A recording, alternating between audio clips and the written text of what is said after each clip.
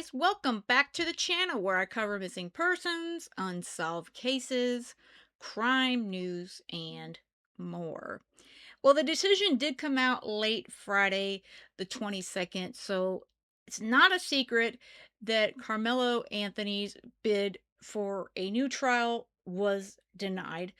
This was an entirely new judge because the old judge was dismissed due to some things, but the new judge, he said no, absolutely not. We're going to go through some of the text messages that did come out during this hearing from about Carmelo, and there was also some things that obviously were going on about Austin and and Hunter Metcalf. So none of these three boys were, good boys as far as everything that they did. But that does not mean that the Metcalf twins did anything to provoke Carmelo or especially deserve what happened. The one being murdered and the other being without his twin brother. Apparently, both the prosecutor and the defense attorney on the trial, well, they made a gentleman's agreement or a secret, like, shadow docket sort of thing, where they decided that they weren't going to let certain pieces of information out during the trial. That way, it didn't make Carmelo look any worse, and also that it didn't make, Austin look bad at all. So really, it was a lot going on. So they kept like text messages. That's the biggest thing. And some other, history about all three boys. So a lot of that stuff was kept out, uh, as we would call it, character evidence about these three high school kids at the time of this incident. So when they had this appeal hearing, all this stuff came out and we got to hear about some things about both boys. There was apparently more than 50 incidents dating back to 2010 that involved violent or racially inappropriate behavior connected to the Metcalf twins. That was argued by Carmelo's new attorney.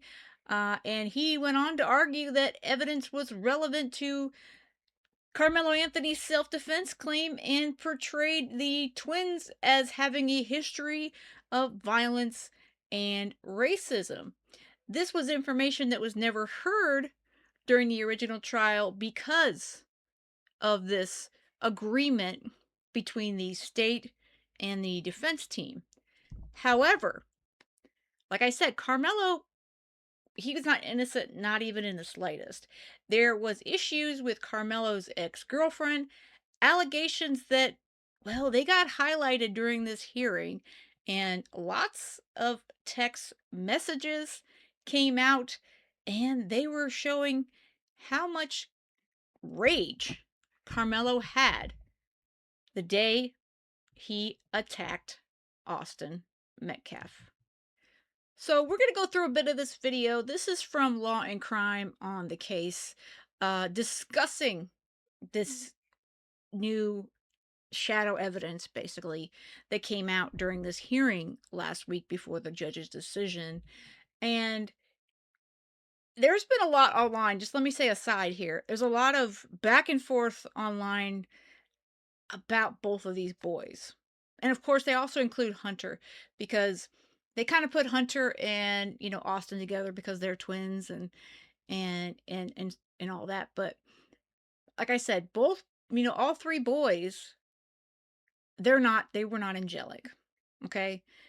They all had their issues, but it comes down to it, it's character, some of that sort of stuff, but Carmelo used self defense as his reasoning for what he did that day on the track. And, everything just falls apart. And the text messages and the things that Carmelo's ex-girlfriend had to say. Well, that makes Carmelo look even worse. Back in June, during Carmelo Anthony's murder trial, there was not much testimony at all about who he is. No witnesses vouching for his character, no talk of his background. And Anthony's new attorneys are arguing that's because his defense made a gentleman's agreement with prosecutors to only focus on the moments surrounding the fatal stabbing of Austin Metcalf at a track meet. They wanted to, in their words, keep it under the tent. Well, today, during this hearing that's been going on to determine whether Carmelo Anthony should receive a new trial, prosecutors reportedly revealed a big piece of information that may explain why Carmelo Anthony's original defense team agreed to keep things under the tent. Shocking text messages that Anthony allegedly sent related to knives and stabbing. Carmelo Anthony is requesting a new trial, and today is day 2 of a hearing in Texas to decide if he's going to get one. He was convicted of stabbing fellow track athlete Austin Metcalf to death at a track meet, high school track meet in Frisco, Texas, in April of last year, right outside of Dallas. He put his hands on me. Now, that's the body cam video of the aftermath of the incident, and you'll remember that Anthony ended up under Metcalf's team's tent as this meet was going on, the two of them reportedly exchanging words. And when Metcalf gets up to physically remove Carmelo Anthony from that tent, he shoves Carmelo Anthony, and there was that blurry surveillance video that showed it. And in response, a split second, Anthony takes a knife out of his backpack and stabs Austin Metcalf once in the heart, killing him.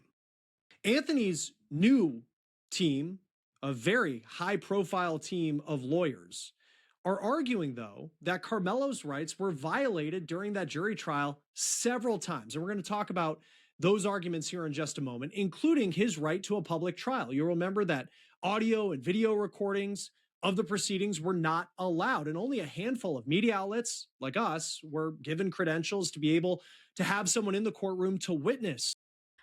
On an aside, speaking about public trials, especially in cases like this one, and where the judge they limit they limit the public's the media's ability to watch the trial, to actually be there unless you're able to get into the courtroom, which obviously A, you'd have to live there or have the means to get there, and B, you would have to be able to actually get a seat in said courtroom. So I am for transparency in the legal process. And yes, this has been a very, very heated case from the get-go. And to me, it was never, never, never, never about race. Now, yes, we're hearing that the Metcalf boys had some issues, but I will point out that they did have black friends. So I'm not saying one way or the other. Okay, let's just put that out there. Like I said, there is a lot of debate, on, if Austin, went after him because he was black and Austin's white, this, that, and the other thing. It comes down to the fact that he was under another team's tent and he was asked to leave, and he basically told him he wasn't going anywhere. Should Austin have put his hands, even touched him at all? Probably not. But how likely is it? What probability beyond a push and pull tussle, boys pushing each other around, maybe exchanging a few punches? No one would have thought that one of the two boys, as we know, Carmelo, would have had a knife in his backpack. If it was just a bunch of pushing and pulling and, them tussling around, I'm sure the other boys, they would have pulled them apart. Words would have been exchanged. Coaches would have come out, all the adults, the whatever, and it would have just been pretty much just a bunch of, nothing. Okay? But that's not what happened, as we all know. And you could debate that entire thing till you're blue in the face. The fact remains, Carmelo brought a weapon to school property at a school event, and he used it against another student. Period. And he killed him. So that's murder. And there is a lot of proof, and now that all this is coming out, because like I said, this gentleman's agreement, well, really, it was also because the defense team was trying to keep Carmelo not looking as bad. So as much as the prosecution didn't want these incidents with the Metcalf brothers to come out, well, Carmelo had a lot more to lose, you know? So really, it was them saying, "Well, if you don't say this, we won't put this out," you know, black blah blah blah blah blah, back and forth. So this team that is on the screen that was representing Carmelo's interest in this appeal, they were saying, "Oh, because he didn't get a fair trial and they made this, agreement and everything didn't come out, that he would have been found innocent."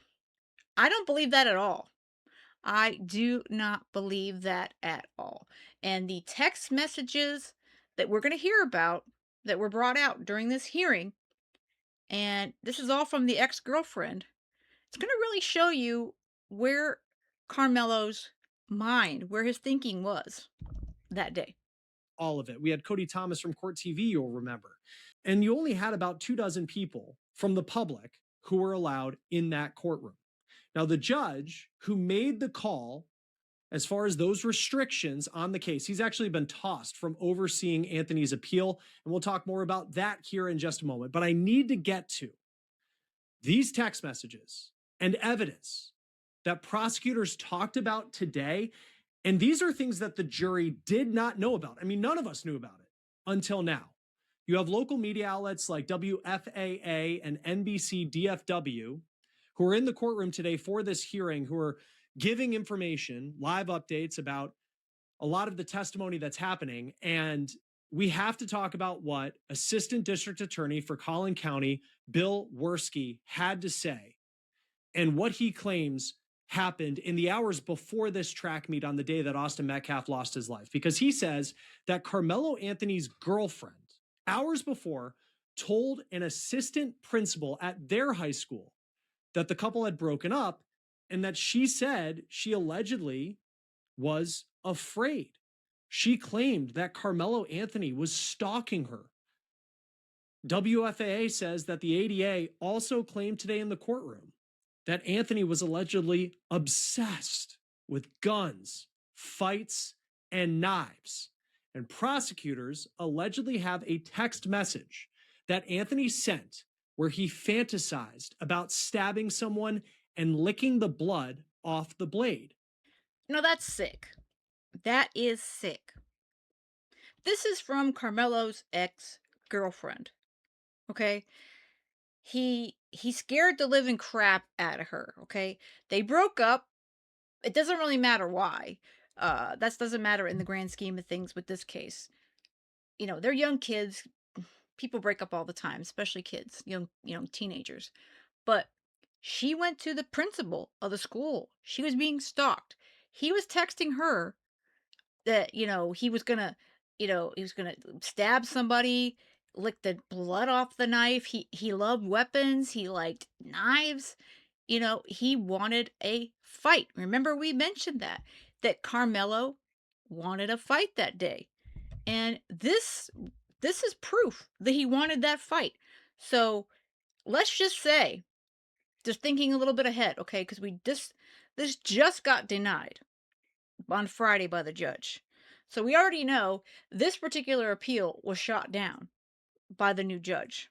But let's just say that Carmelo's new defense team is able to put another, option out there for another appeal. Because we all know that these defendants, they'll just keep trying until they run out of appeal options, which is fine. Our system allows for that. But do do you think that this is going to help Carmelo's cause? Because it's not. It just makes him look even worse. It makes him look like he was out for the fight, which does does nothing, in the positive in Carmelo's camp at all. And he allegedly sent a text that said, quote, "I'm low key on the verge." Anthony stabbed Austin Metcalf to death hours later. The jury never heard that. Now, the ADA also reportedly says that Anthony had gone to a program for juveniles when he was younger who struggle with anger. That was something that was not presented in court during his trial. Now, this appears to be the reason that prosecutors and Carmelo's defense made what they're calling a gentleman's agreement not to insert character testimony into the case. Again, they're calling it a gentleman's agreement. The assistant district attorney for Collin County reportedly said that the deal went both ways because, in exchange for not talking about Carmelo Anthony's ex girlfriend, that text message, his life when he was still living in Louisiana, where he went to some sort of juvenile program for young people who struggle with anger, they say that there were things that the defense didn't bring up about Austin Metcalf's past.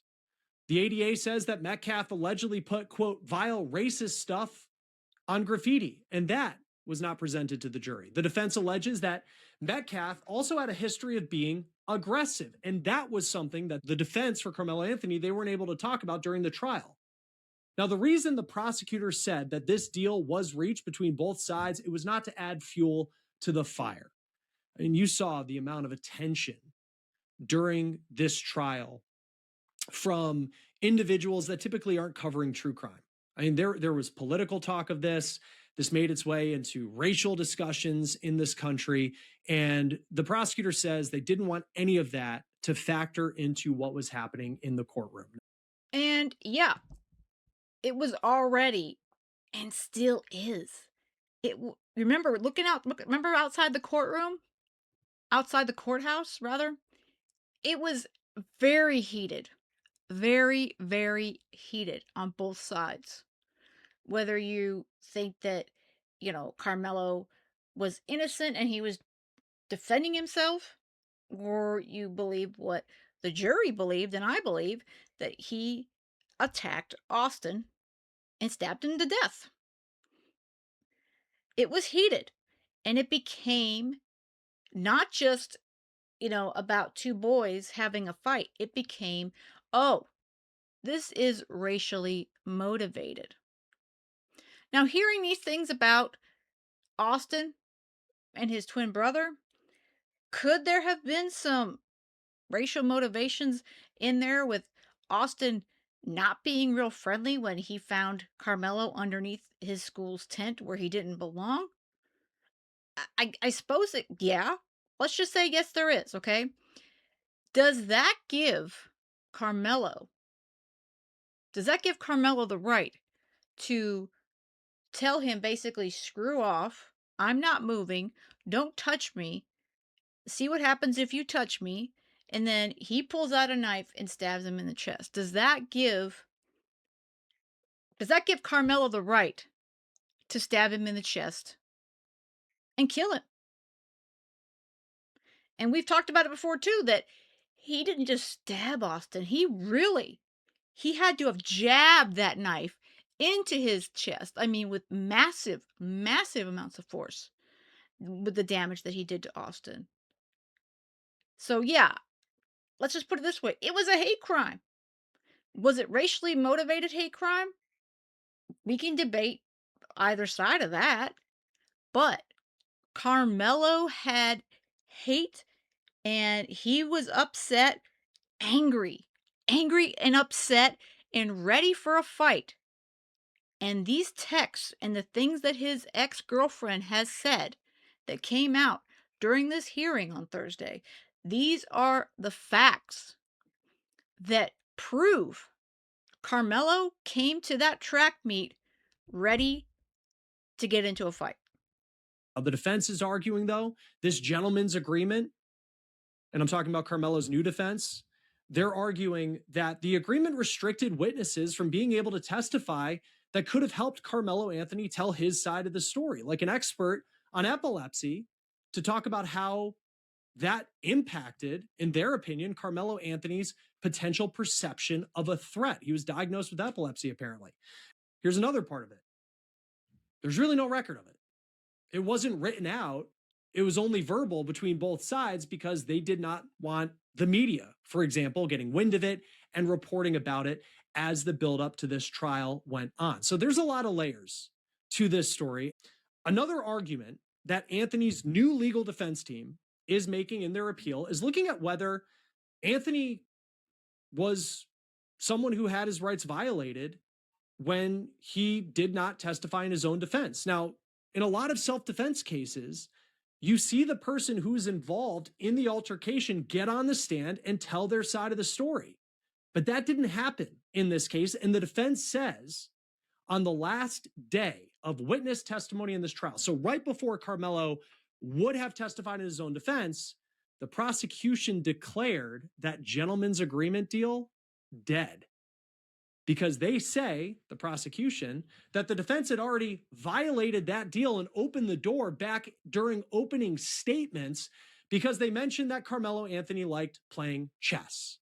Now, the defense says that Carmelo was then given, after the prosecution said everything's on the table, Carmelo Anthony was given 10 minutes to decide whether he wanted to testify in his own defense.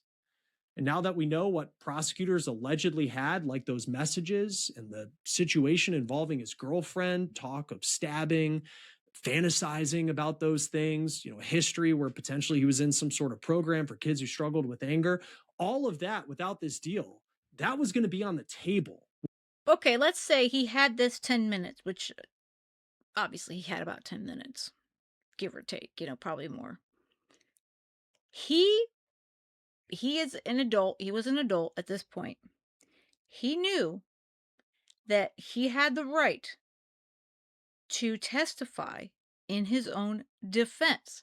And yes, it's true. We and I know that if you are stating that you have committed a crime against another individual in self-defense, typically speaking, you would testify to defend your actions. You would say, I felt I was threatened, my life was at risk, you know, whatever, ABC, whatever, that this is the reason why I did the actions that I did. Okay. But see, Carmelo, whether or not this gentleman's agreement was done on that day when he had the opportunity to take the stand, Carmelo Carmelo's not stupid. Okay. He knew that those text messages, his history from before, his previous history, were going to be brought up if he took the stand. And those text messages and the way he behaved to his ex-girlfriend, that was going to doom him anyway. So, in my opinion, he didn't take the stand because, well, he knew it wasn't going to do him any good. And okay, they could have brought up Austin's, uh, you know, occasions. Let's say that he took the stand and the state said, "Oh, he wanted to, stab somebody, lick their blood off the knife." Again, the jury would have been horrified because I'm horrified hearing that. And then the defense would come back and say, "Well, Austin, he posted all kinds of things and he and his brother did these things, that were kind of against, blacks and he was a racist and this and that and the other thing." But the bottom line was Austin didn't come into that day, that track meet, with a chip on his shoulder. Carmelo did. Carmelo walked onto that track and went underneath the Metcalf twins school tent and he provoked the fight. Because again, he wanted a fight. The text messages just back that up. So I don't think his rights were violated at all. I think that if he went back to trial, let's say another judge decides to give him a trial. Do do any Does anyone else out there think that putting out the evidence about both boys, do you think a jury is going to see things any different? Really? Do you think they're gonna say, "Oh, well, Austin, he had some things to say because he's such a white boy, and, he and his brother, they were bullies as well, and, they decided to kick him out of their tent, but, it's okay that Carmelo pulled out a knife and stabbed, the one twin, Austin, and killed him. I mean, that's okay because, he just didn't like, Carmelo because he was black." So do you think a jury would really think that way? Because I don't. I don't at all. Do I think that this facts kind of makes Austin and his brother look a little racist? Yes, absolutely. But that does not mean that this actual confrontation was racially motivated. That to me, it doesn't mean that at all. It means that Carmelo wanted a fight and he provoked one and he pulled out his knife and he stabbed somebody to death. And now he's having to pay for his actions. Would have been fair game. And the defense said that because of that, Carmelo decided not to testify in his own defense. And to this point, the rest is history in a lot of ways. The jury took 3 hours, found him guilty of murdering Austin Metcalf, and Carmelo Anthony is now serving as much as 35 years in a Texas prison. So again, Friday, the new judge said no. New trial denied. Denied. Now, I know there's still a lot of chatter, especially over social media. I haven't really overly discussed this case, even when I covered it originally, because of how heated it has been and continues to be. But my question to each and every one of you is now, right now, is now that you know what came out during the appeal hearing, what are your thoughts on the case? Are you still on the same side? And yes, please, you could tell me in the comments, your thoughts. Just be respectful, please, because I know this one gets heated and I'm always here. I'm always about your opinion matters. Everybody's opinion matters. You don't have to agree with me. And hell, if everyone agreed with me, it'd be hella boring, wouldn't it?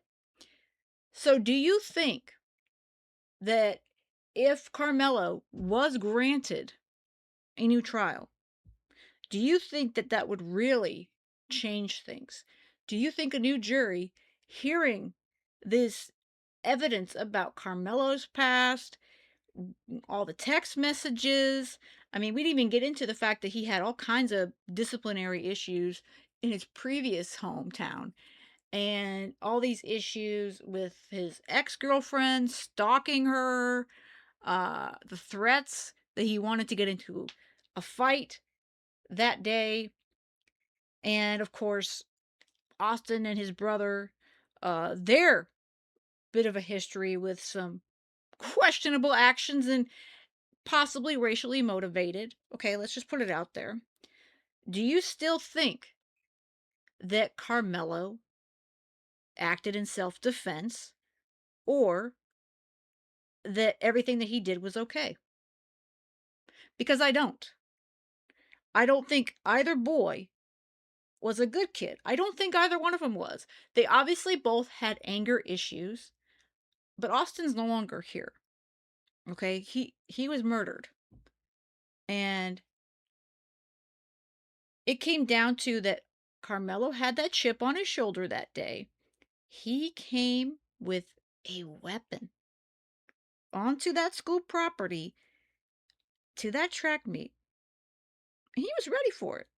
He was ready for someone to push his buttons. He was ready for someone to push his buttons. Do I think he potentially went near another school's tent to cause some trouble? Maybe so. I mean, uh, considering his attitude, I would probably say it's likely. But do I think that Austin said things to Carmelo because he was black? I don't actually. I think he just was asked to be a leader that day by his coach, and he saw another high school kid. It's not on his team, doesn't go to his school, and he said, "Dude, you can't be here. You got to get away out of our tent, out from underneath our tent." I'm not saying he was nice to the kid, okay? These are teenage boys. He probably basically looked at him and said, "Get the hell out of here, dude." But does that make it okay? Does that make it right that Carmelo pulled out a knife and stabbed him in the chest? Does him telling him to even get the F away from my school, I don't like you, whatever, okay? Words. Does that make it okay? Does that make it self defense for the other party to pull out a weapon and stab them? I don't think it does. But you let me know your opinions in the comments, and I would like to hear them. I don't know if we'll do any more coverage on this case, but let me know if you would like to hear anything more as well. Like I said, it's just such a heated situation. It really, really is. And some of these cases, when they're so heated in these other ways, they're just so hard to talk about, you know. But crime is crime is hard, and life is hard, I guess. So, all right, guys. I hope you have a great rest of the day, and most of all, stay safe.